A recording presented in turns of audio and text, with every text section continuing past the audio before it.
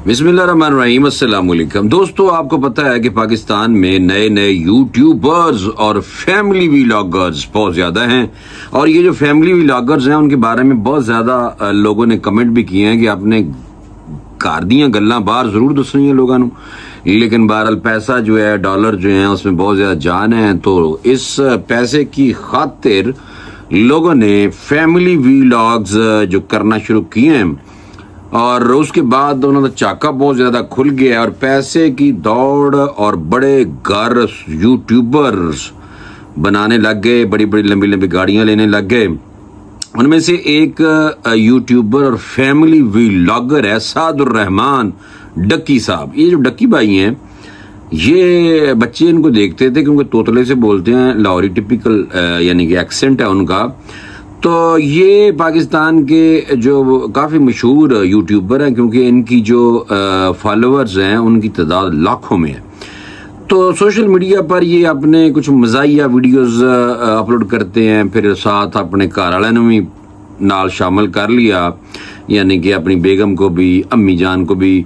तो ये वाला एक जो ट्रेंड है ना, ये मुझे तो बहुत खतरनाक लगता है कि आप अपने घर की खवातीन को भी, बहरहाल पैसे की अब खातर ये लोग कुछ भी कर सकते हैं, मुझे तो ये लगता है।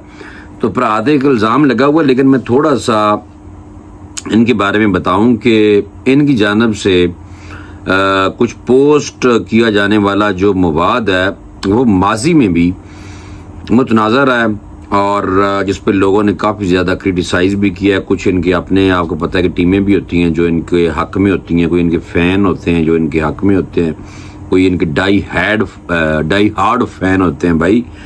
और रवां बरस के आगाज़ में भी इन्हें इस वक्त कानूनी परेशानी का सामना करना पड़ा जब इन मौसूफ जो है वो मोटरवे पर लापरवाही से ड्राइविंग कर रहे थे, हाथ छोड़ के और पाँव ऊपर रख के गाड़ी शो ऑफ कर रहे थे।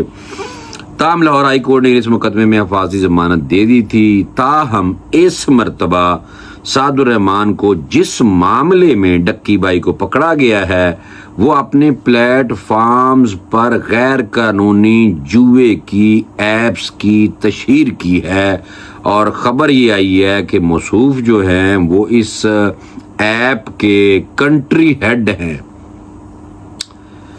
मैं ऑनेस्ट की कहाँ पाई। अच्छा, ये जो है वो इन चंद पाकिस्तानियों में जो यूट्यूबर्स और सोशल मीडिया इन्फ्लुएंसर्स में शामिल हैं जिन्होंने अपनी शोहरत का फ़ायदा उठाते हुए और माली फ़ायदा हासिल की गरज से आम पाकिस्तानी जो हैं शहरियों को जुए की एप्स में सरमायाकारी करने पर उकसाया है, जिसके नतीजे में बहुत से लोग अपनी जमा पूंजी से हाथ धो बैठे हैं। जनाब, देखिए फिर सोशल मीडिया की ताकत। बचो भाई, बचो, तुम लोग बचो।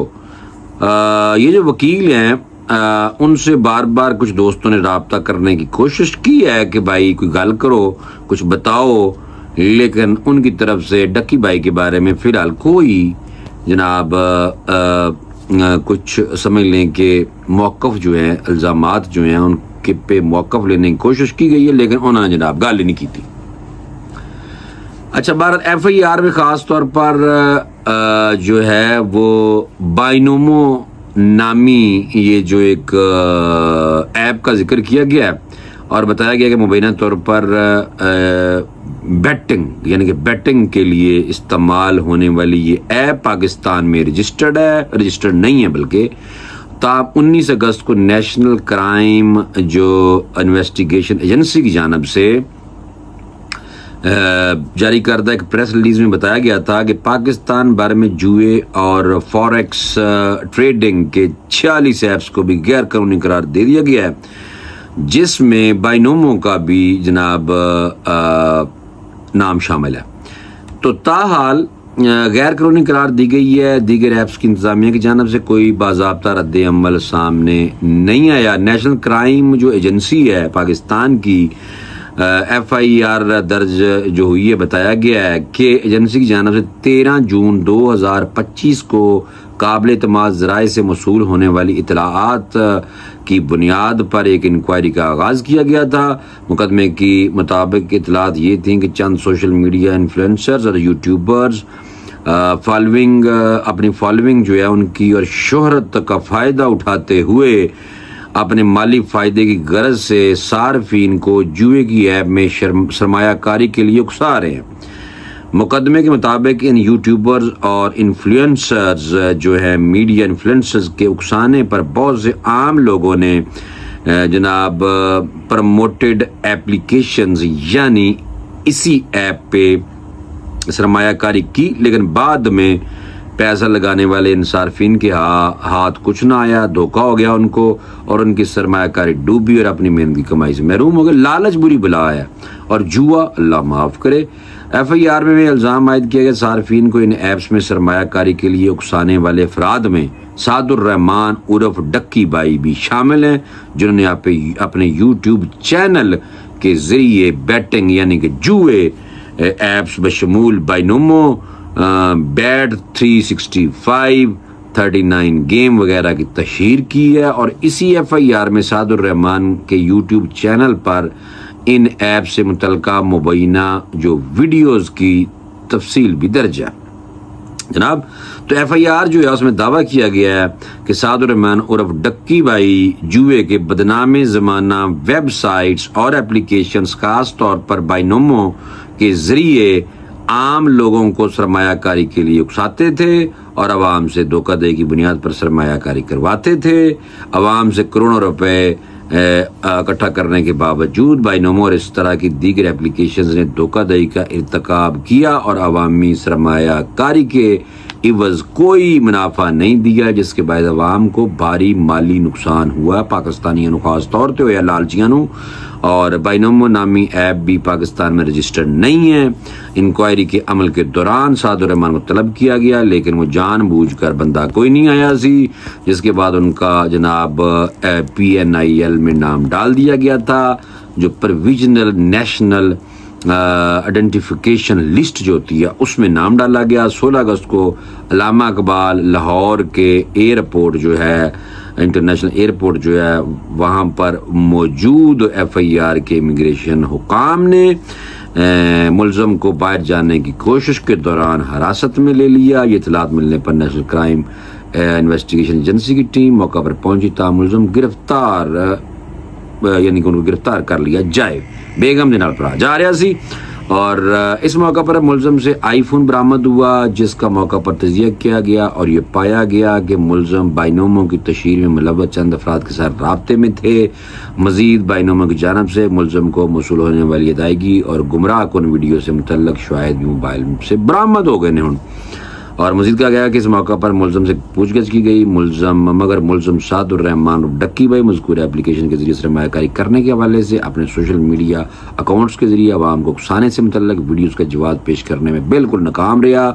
मुलज़म एम ही कर देने ना फिर FIR का जो FIR में दावा किया गया कि मुलज़म सादुर रहमान पाकिस्तान में बाइनोमो के कंट्री मैनेजर के तौर पर भी काम कर रहे थे और ज़िमन में किसी सरकारी अदारे बशमूल FBR या स्टेट बैंक ऑफ पाकिस्तान से इजाज़त नहीं ली गई थी।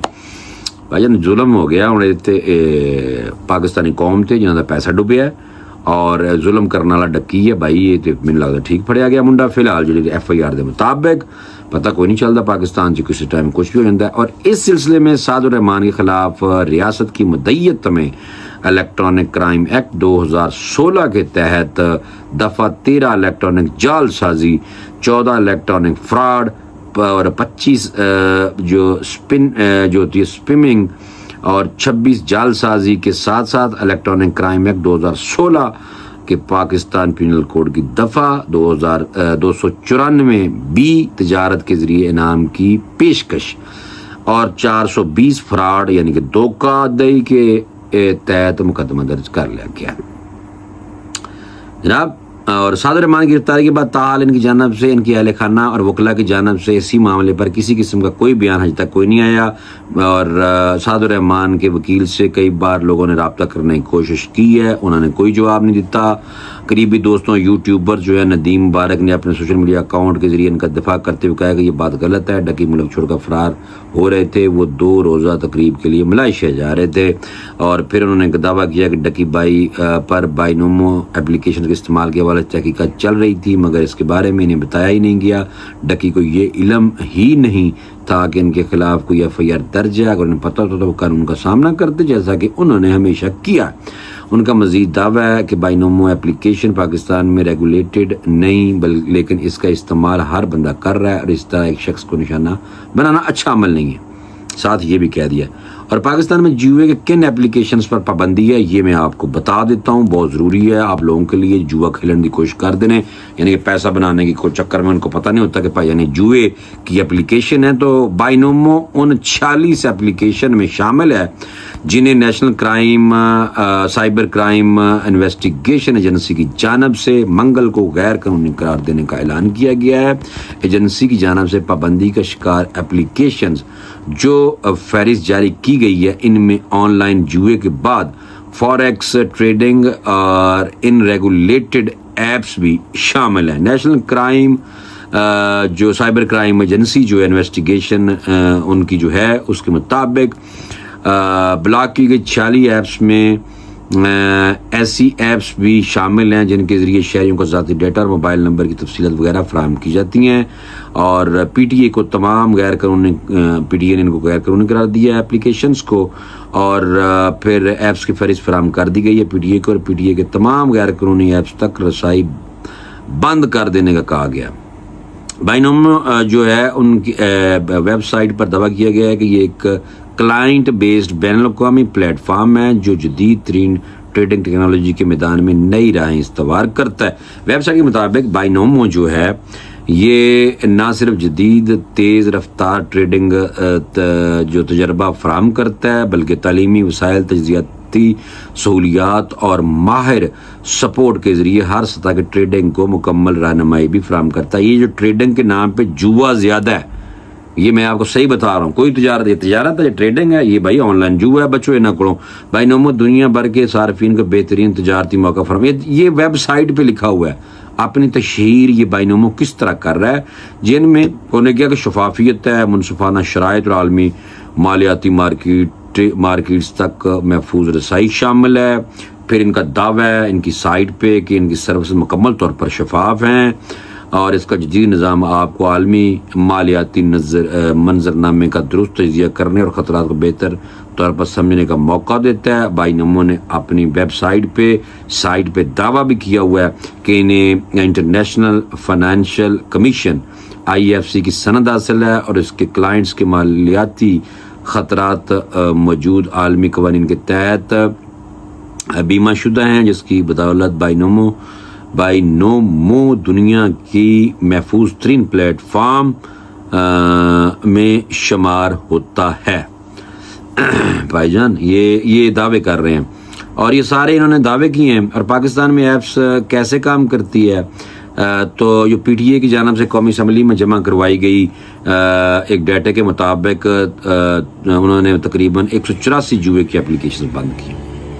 लो समझ आ गई होगी भाईजान। ये वैसे तो सारा ही जुआ है, क्योंकि लोग समझते हैं कि एक ही दिन के अंदर ना हम करोड़ों रुपए के मालिक बन जाएं, और इस पे काफ़ी ज़्यादा तब से लोगों के बहरहाल हो रहे हैं।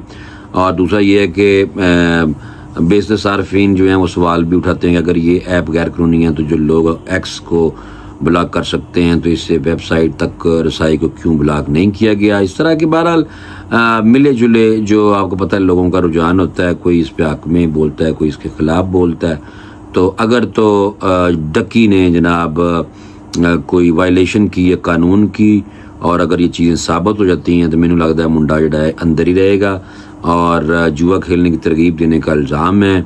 और दूसरा ये है कि अब देखना ये है कि ये जो ऑनलाइन ऐप्स पर जुआ खेलने की तरगीब देने और इन ऐप्स की तशहीर करने में मुलव्वस दीगर जो यूट्यूबर्स को भी नोटिस जारी किए थे, जिसके बाद उनका नाम PNIL लिस्ट में डाला गया। अच्छा, ये जो अक्सर ना वो बताते नहीं होते कि किन किन का नाम डाला गया।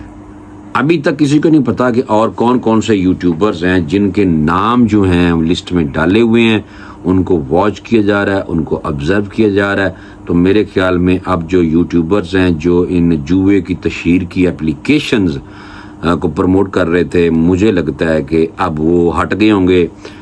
लेकिन वीडियोस तो जो पड़ी हैं वो तो सच बोलती हैं, वो तो नज़र आएंगी। तो हो सकता है कि और यूट्यूबर्स पे भी घेरा तंग होने वाला है, और पक्का मुझे लगता है तंग होने वाला है।